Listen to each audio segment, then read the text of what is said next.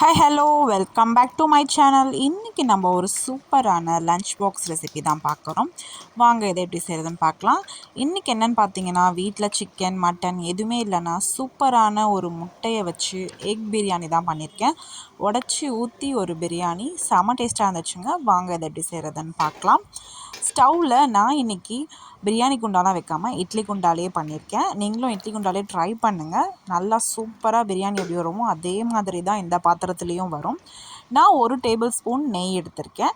ஒரு 3 table spoon எண்ணெய் நீங்கள் ஊற்றிக்கோங்க. இது எல்லாமே ரெண்டுமே வந்து காஞ்சதுக்கப்புறம் பட்டை, லவங்கம், பிரிஞ்சி இலை, அதுக்கப்புறம் வந்து 2 ஏலக்காய், 1 கிராம்பு, இது எல்லாத்தையுமே போட்டு நல்லா பொரிஞ்சதுக்கப்புறம் நான் ஒரு பெரிய சைஸ் வெங்காயத்தை இந்த மாதிரி மெலிசு வாக்கில் கட் பண்ணி அதை வச்சுருக்கேன். அதுக்கப்புறம் 1 தக்காளி, 3 பச்சை மிளகா.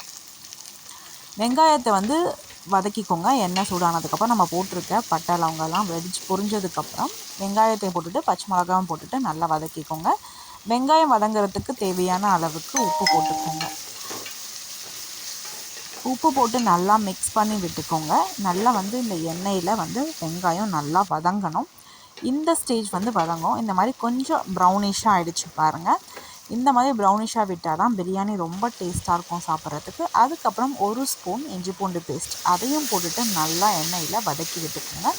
அதோட பச்சை வாசனை போகிற வரைக்கும் நல்லா இந்த மாதிரி கைவிடாமல் கிளறுங்க. இல்லைனா இஞ்சி பூண்டு பேஸ்ட்டு அடி பிடிச்சிரும்.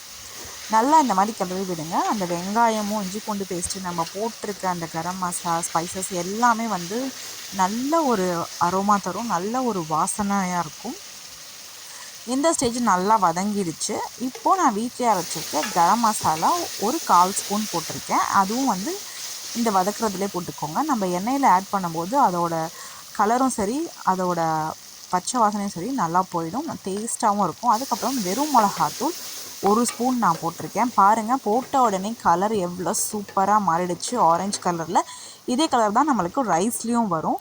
ஸோ மஞ்சத்தூள் நீங்கள் ஆட் பண்ண வேண்டாம். இப்போது ஒரு பெரிய சைஸ் தக்காளி நான் நீட்டு வாக்கில் கட் பண்ணி அதையும் வந்து இந்த மசாலாவோட ஆட் பண்ணிவிட்டேன். கொஞ்சோண்டு கருவேப்பிலை, கொஞ்சம் கொத்தமல்லி ஆட் பண்ணிக்கோங்க. ரெண்டுத்தையும் போட்டுட்டு நல்லா வந்து இந்த தக்காளி அந்த வெங்காயத்தோடு நல்லா மிக்ஸ் ஆகணும். நம்ம போட்டிருக்க அந்த இஞ்சி பூண்டு பேஸ்ட்டு, மிளகாத்தூள் எல்லாமே நல்லா இந்த எண்ணெயோட வதங்கும். அதுக்கப்புறம் கொஞ்சமாக கைப்பிடி அளவுக்கு புதினா. இது எங்கள் வீட்டிலே வந்த புதினாங்க. அவ்வளோ ஒரு வாசனையாக ஃப்ரெஷ்ஷாக இருந்துச்சு. நம்ம ஃப்ரெஷ்ஷாக போட்டால் அது ஒரு செம டேஸ்ட்டாக இருக்குது. வாசமும் அவ்வளோ நல்லாயிருக்கு.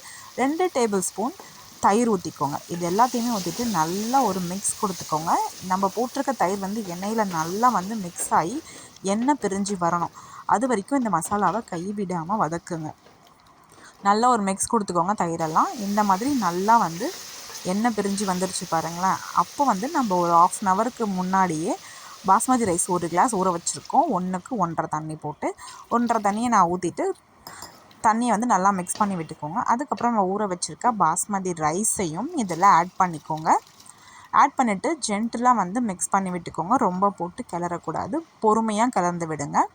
ஸ்டவ்வில் சிம்மில் வச்சுட்டு அதுக்கப்புறம் நான் 1/4 லெமன் தான் பிழிஞ்சிக்கிறேன். தயிர் போட்டிருக்கோம். ஸோ கொஞ்சமாக லெமன் பிழிஞ்சிக்கோங்க டேஸ்ட்டுக்கு. நல்லா கொதிக்கும் போது நான் 2 பேருக்கு குவான்டிட்டிக்கு 3 முட்டை எடுத்திருக்கேன்.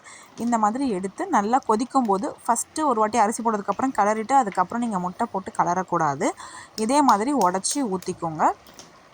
நான் 3 முட்டை எடுத்திருக்கேன். நல்லா தண்ணி சலசலன்னு கொதிக்கும் போது இந்த மாதிரி உங்களுக்கு எவ்வளோ முட்டை தேவையோ அவ்வளோ முட்டையை நீங்கள் உடச்சி ஊற்றிக்கலாம்.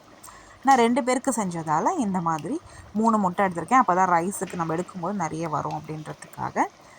இதுக்கப்புறம் நீங்கள் ஸ்டவ்வை சிம்மில் வச்சுட்டு லிட்டு போட்டு மூடிட்டு ஒரு 15 மினிட்ஸ் தம் போட்டுருங்க. ஸ்லோ ஃப்ளேமில் தான் இருக்கணும். 15 மினிட்ஸ்க்கு அப்புறம் நீங்கள் எடுத்து பார்த்தீங்கன்னா சூப்பரான ஒரு எக் பிரியாணி ரெடிங்க.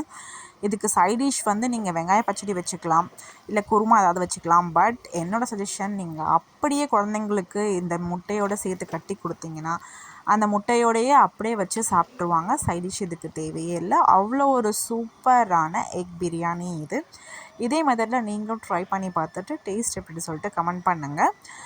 எங்களுக்கான இன்றைக்கான ஃப்ரைடே லன்ச் பாக்ஸ் பார்த்திங்கன்னா இது தான். சூப்பரான ஒரு முட்டை பிரியாணியோடு முடிஞ்சுது. சுட சுட ரைஸை வந்து பிளேட்டில் சர்வ் பண்ணி கொடுத்தீங்கன்னா அகெயின் அண்ட் அகெயின் இதே மாதிரி பிரியாணி கேட்பாங்க. சம்டைம்ஸ் எதுவுமே இல்லைன்ற பட்சத்தில் நீங்கள் இந்த மாதிரி பண்ணிக்கோங்க. சைடிஷ்ஷே இல்லாமல் நம்ம இந்த முட்டையை வச்சே சாப்பிட்றலாம். அவ்வளோ ஒரு சூப்பரான பிரியாணி இது. நல்ல காரசாரமாக சூப்பராக இருக்கும். அதுக்கப்புறம் எனக்கும் பிளேட்டிங் பண்ணிக்கிட்டேன். பாருங்கள், நம்மளை எடுக்க ஒரு கரண்டிக்கும் முட்டை வந்து அப்படியே பீசஸாக இருக்குது.